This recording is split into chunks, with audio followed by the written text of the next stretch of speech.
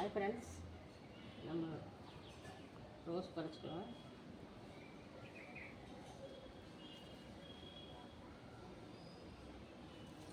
பாருங்கள், நாட்டு ரோஸு ஏற்கனவே பறிச்ச ரோஸு. இது நாட்டு ரோஸு. இப்போ இதை விட்டோம்னா அப்படியே உதிர்ந்துடும். பாருங்கள், பறித்து நம்ம எடுத்து வச்சுக்கலாம். எடுத்து வச்சு சேகரிச்சுக்கலாம். வைக்கலான்னு தான் பறித்தேன், ஆனால் அது உதிர்ந்து போகுது. இதை நம்ம இப்படியே எடுத்து பாருங்கள், ஏற்கனவே நான் சேகரித்து வச்சுருக்கேன். பாருங்கள்,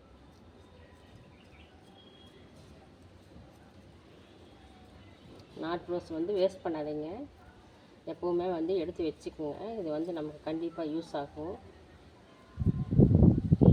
பாருங்கள், இதெல்லாம் அன்னைக்கு பூவும் பத்திரமா வச்சுருக்கேன். இது இன்றைக்கி பூவும் இது பத்திரமா வச்சுருக்கேன். இது ஃபேஸ் பேக்காக அரைச்சி போடலாம். நான் இப்போ சேலைக்கு வேச்சங்கையாக இருக்குன்னு சொல்லிட்டு பறிக்க வந்தால் அதெல்லாம் உருந்து போகுது. அதனால எனக்கு தான் ஏற்பு கூட எடுத்துகிட்டு வந்துட்டேன். சரி, பரவாயில்ல. இதை நம்ம எடுத்து வச்சோம்னா ஃபேஸ் பேக்காக போட்டுக்கலாம். இல்லைன்னா நம்ம பிரியாணி போட்டுக்கலாம். 2 in 1.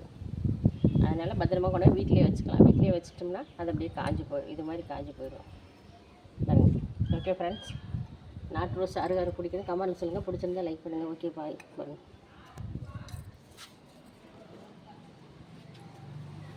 செடியெல்லாம் நம்ம விட்டுட்டு நீ அடுத்து வந்துடும். பாருங்க, இப்போ ஒரு மொட்டு தூத்துருக்கு பாருங்கள். 2 மொட்டு இருக்குது பாருங்கள். சரிங்களா, 2 மொட்டு இருக்குது. இது கண்டிப்பாக நாளைக்கெல்லாம் வெடிச்சிடும்.